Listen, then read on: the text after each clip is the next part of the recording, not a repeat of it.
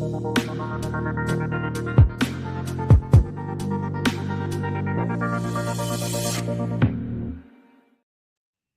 to the weekly crypto check-in, your go-to podcast for navigating the wild world of cryptocurrencies, hosted by Robert Swarthout and Andres Sandate. Today, recorded on January the 14th, we're diving into the latest market shifts, blockchain breakthroughs, and expert insights to keep you ahead of the curve. How's it going, Andres? Hey, good, Robert. Hope your week is going well, and good afternoon. I know we don't have a lot of topics on today's crypto check-in, but some important ones. Yeah, and one particular one that's pretty meaty. So I think we'll spend, I don't know, maybe half the time talking about the market structure bill. We'll get to it towards the end. So yeah, awesome. But let's just kind of jump in here. So, and I'll say it up front, some of these topics are going to be probably boring on the surface. But I think that they are fundamentally important, especially where I believe that they're going. I think we believe they're going.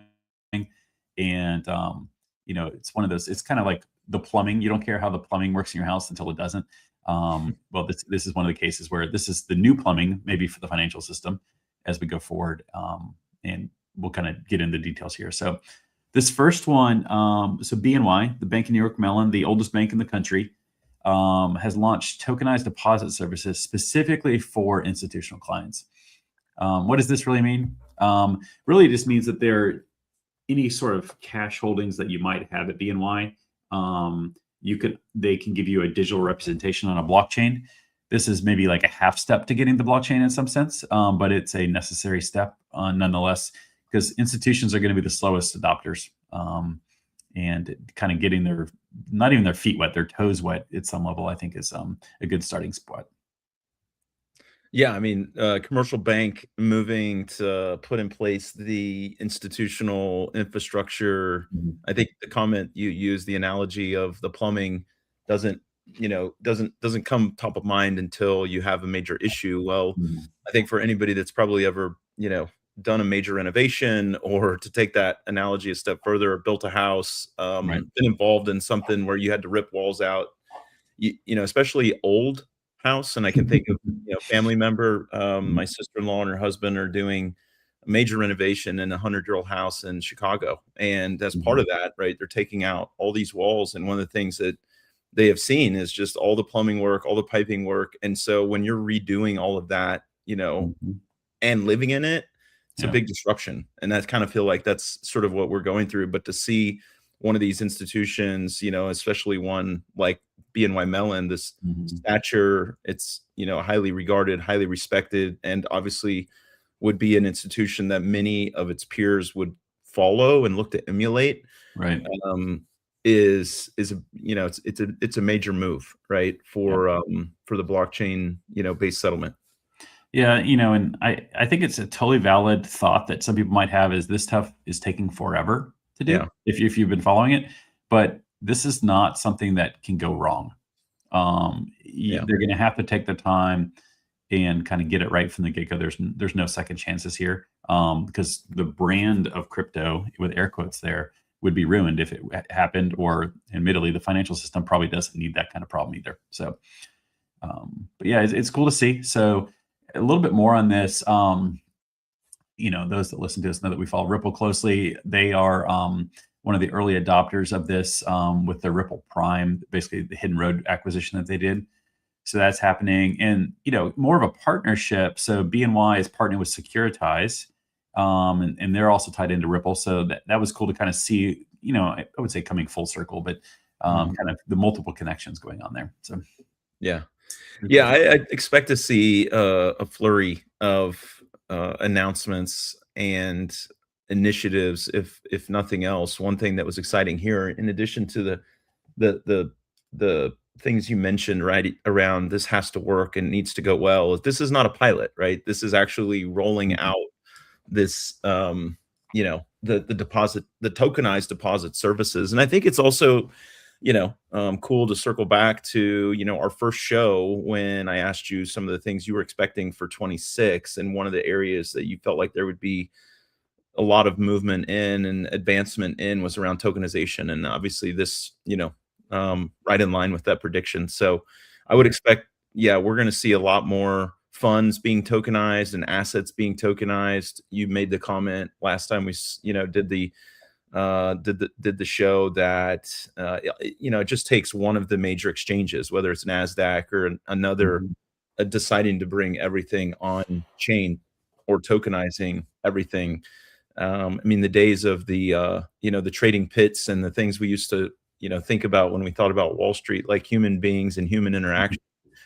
that's still there to some extent, but it's more or less just a picture and a photo op. So much more is digitized and is electronic trading. This is Mhm. another step, probably even better step, arguably.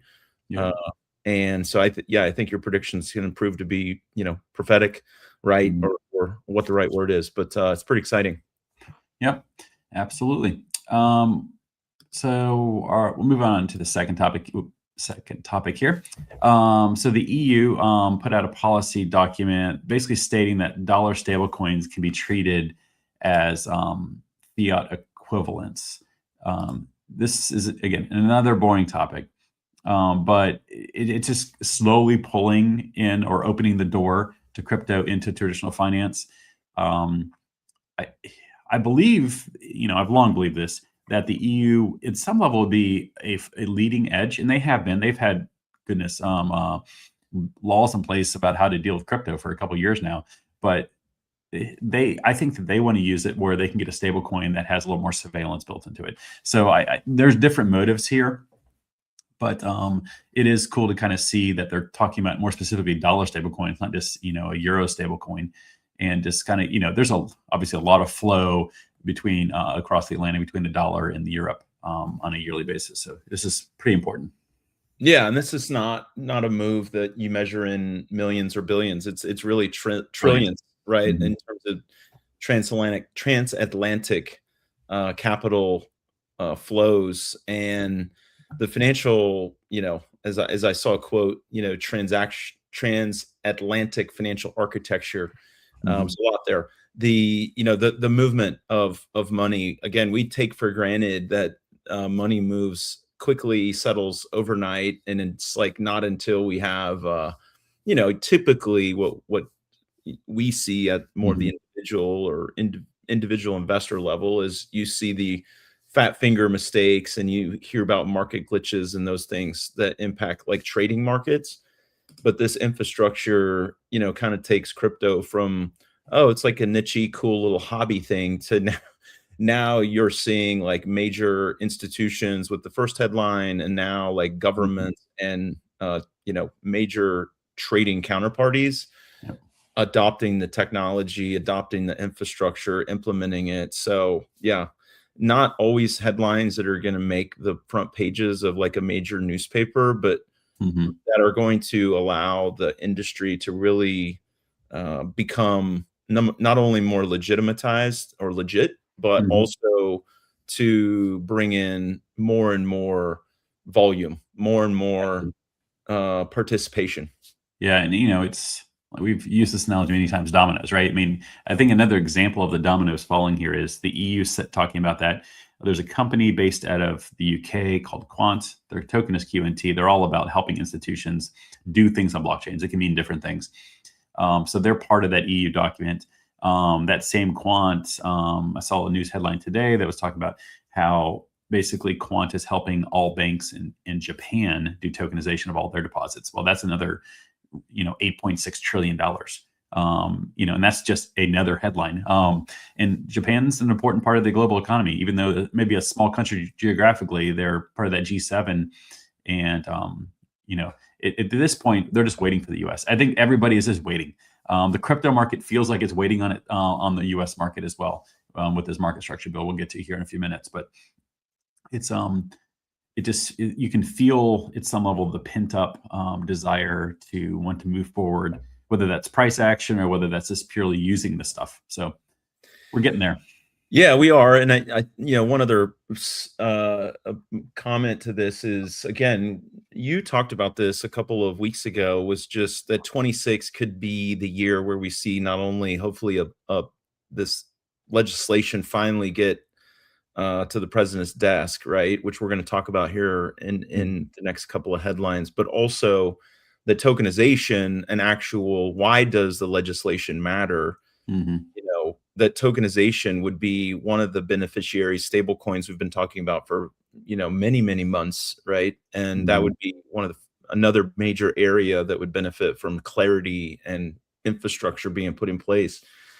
Again, I think for individuals and for advisors, they might look at these headlines or listen to these headlines and say, yeah, but what impact's that going to have on us and me?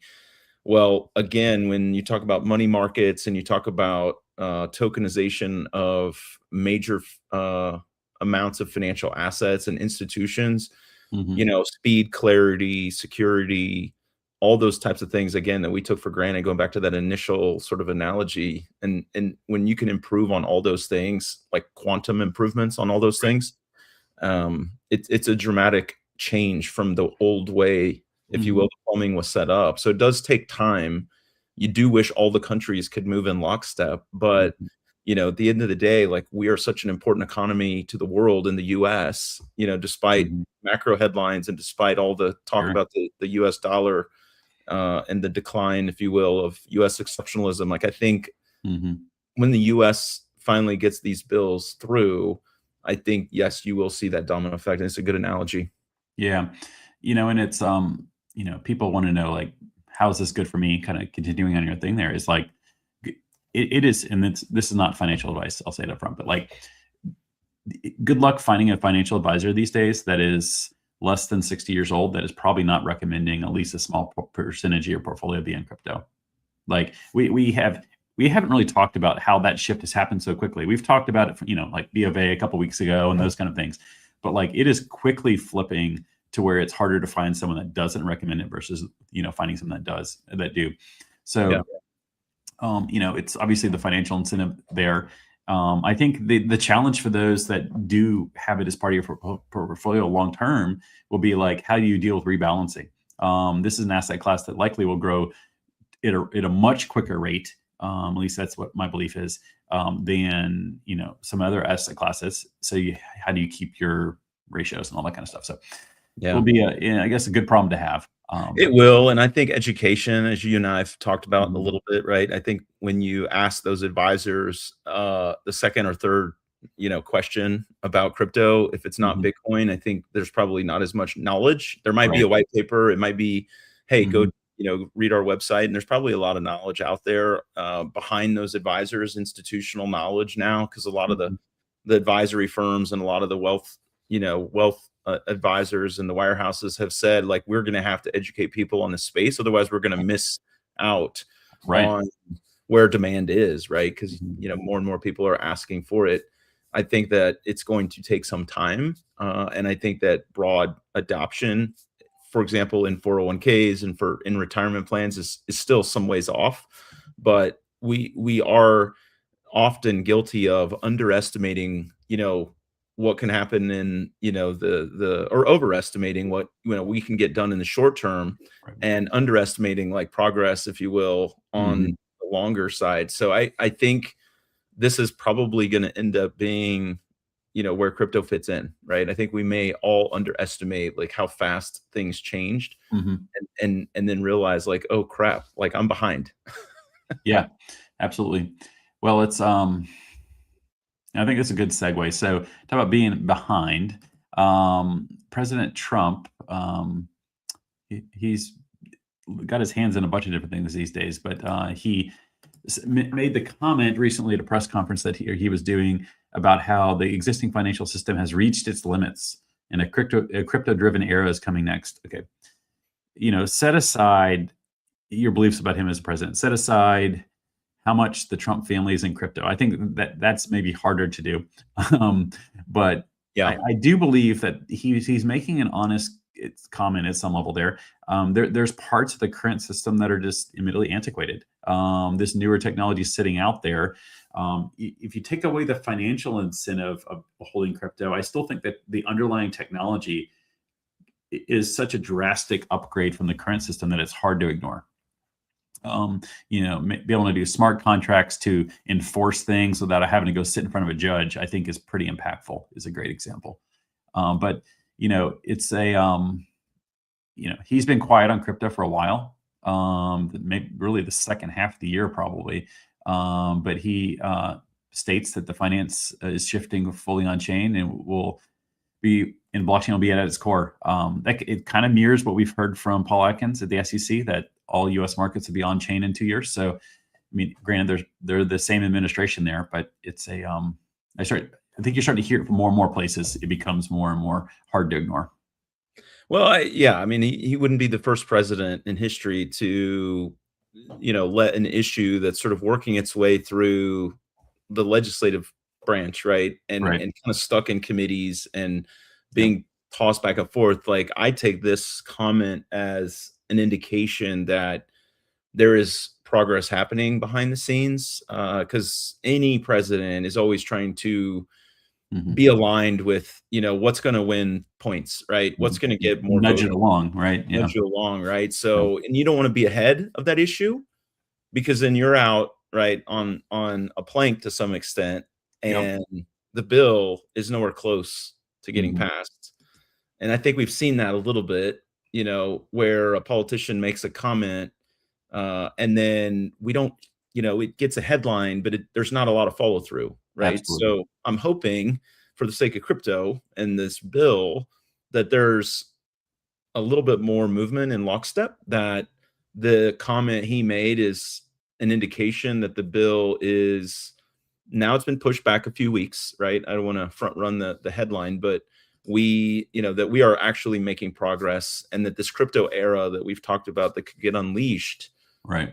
I know you and I believe it's Mhm. going to be in part driven by the market structure bill. So but there's no doubt about it, like, this crypto era that Trump has talked about Mhm. is, when you add up a lot of the other things from an economic standpoint and some of the domestic things that he's talked about from, in the last, week, about affordability and talking about prices for real estate, and you look at other areas where, he's, weighing in quite Mhm. heavily, Right. not without, not, around monetary policy, not without some degree of controversy, Mhm. the maturation of this industry under, in his first term, there's only going to be kind of one of these eras, right? Right. And it could be under his watch, right? So we'll see if, if this crypto era that he's talking about, does manifest itself. And I think, my personal view is you're going to need this legislation to get finished before we really can see the potential. Yeah. Well, we're in agreement on that. And here's our next topic, like the market structure bill progress. So, we got a lot to talk about here. The the Senate is the one working on this. Again, the Yeah. House did their part last summer. Um, and I had to refresh my mind on this. There's actually two versions of this bill in the Senate right now, because the it touches two committees. So the Banking Committee and the Agriculture Committee. Hmm. The Banking Committee oversees the SEC and securities, and the Agriculture Committee oversees the CFTC and commodities. Well, crypto falls into both these buckets, so it kind of gets to go through both of these committees. They will come together with their drafts. They will do independent markup, and then they will bring them together, merge them, and then the Senate will vote on the combined legislation. So there's a bit of two paths. You kept hearing about dates in crypto, with regards to this bill, when it may be ready for markup, when it be ready for vote.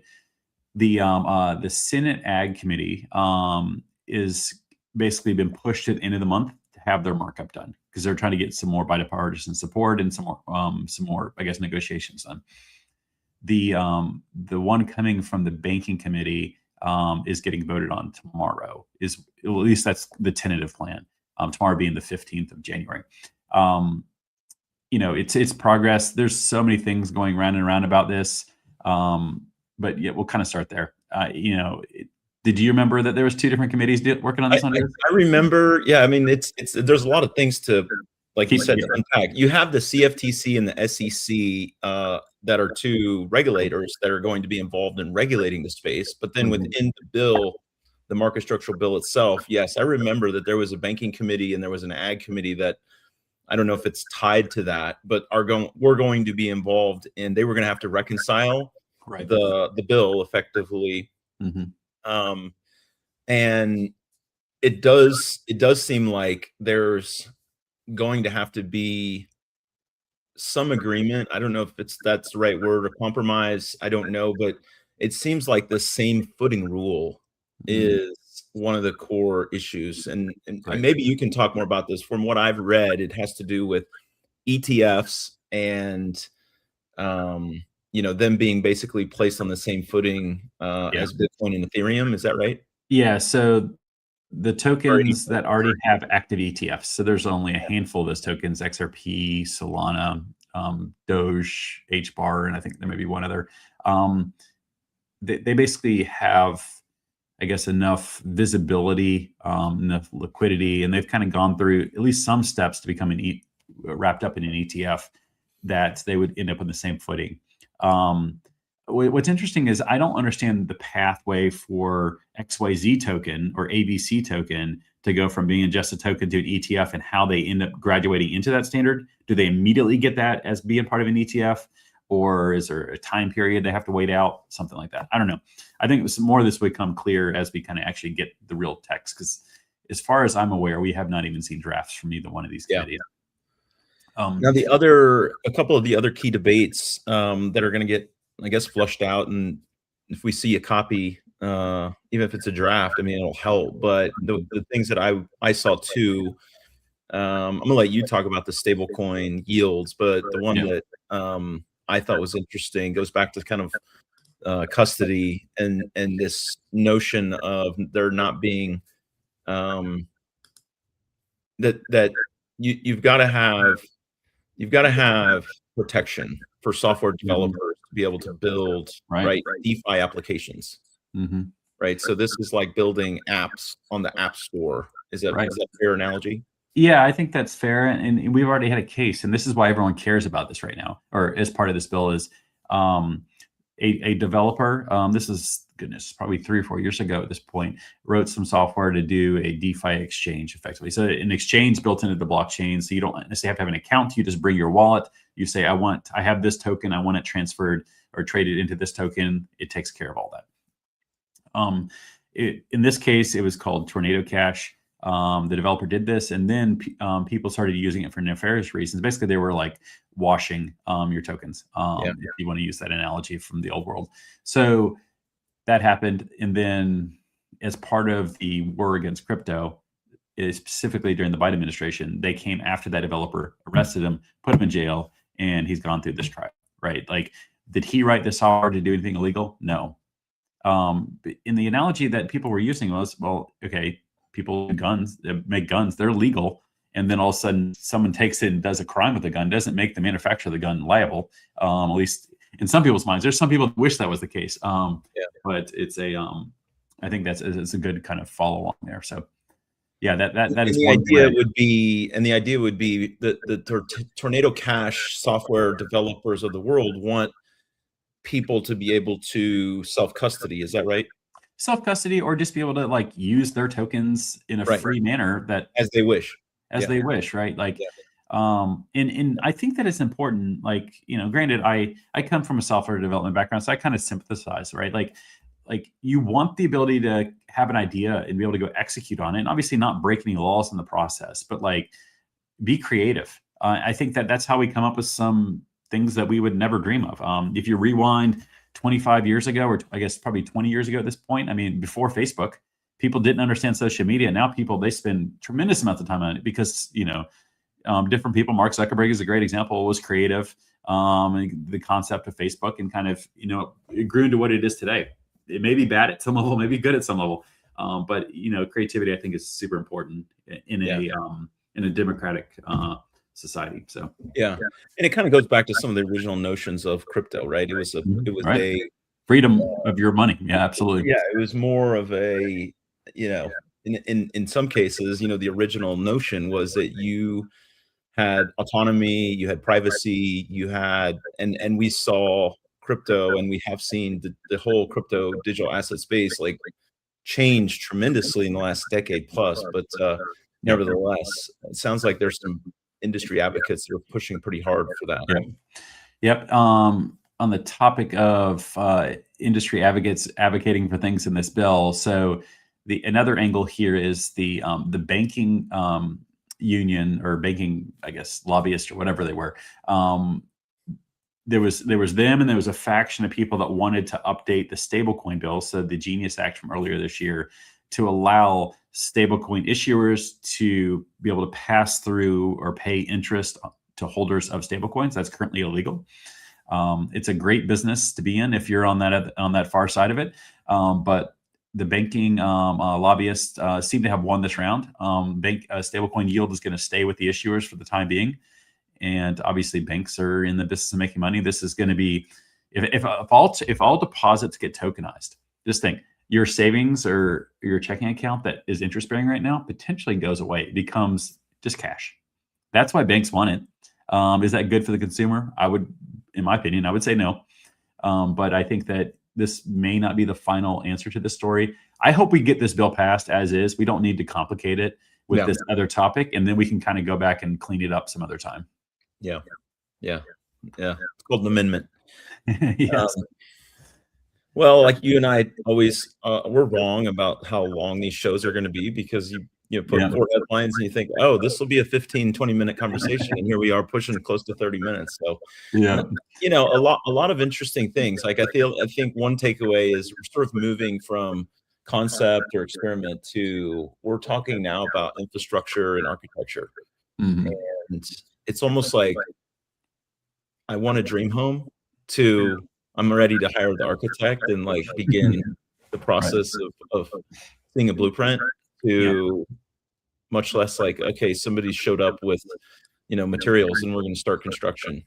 Yeah, it's I think it's a great analogy. Like, I'm in the middle of construction now with this horse property, and it's there's days, weeks, or even months that it feels like nothing happens. And then there's a day where, or even half a day, where it feels like a week's worth of progress happens, and you're like, okay, slow down, but you don't want to slow down. Like it's a kind of a funky feeling. So anyways, well, I think that's all we have to say about this topic. So that's a wrap for this episode of the Weekly Crypto Check-In. Keep updated with the latest crypto insights by searching Teton Crypto Capital or the Weekly Crypto Check-In on your favorite podcast player or platform. Leave us a review and or like our LinkedIn page. Until next time, take care. The information presented in this podcast is for educational, informational, and entertainment purposes only and does not constitute financial, investment, trading, or any other advice. The content provided is general in nature and not tailored to any individual's specific circumstances. Always conduct your own due diligence and consult with a professional financial advisor before making any investment decisions. Cryptocurrency trading involves significant risks, including, but not limited to, the potential for loss of all or a portion of your investment, market volatility, and regulatory uncertainty. The hosts, guests, and producers of this podcast are not responsible for any decisions or actions taken based on the information discussed herein. Cryptocurrency is not legal tender in many jurisdictions and is subject to market risks. Past performance does not guarantee future results. This podcast does not endorse or guarantee any investment outcomes or results. Use of this podcast implies your acceptance of this disclaimer.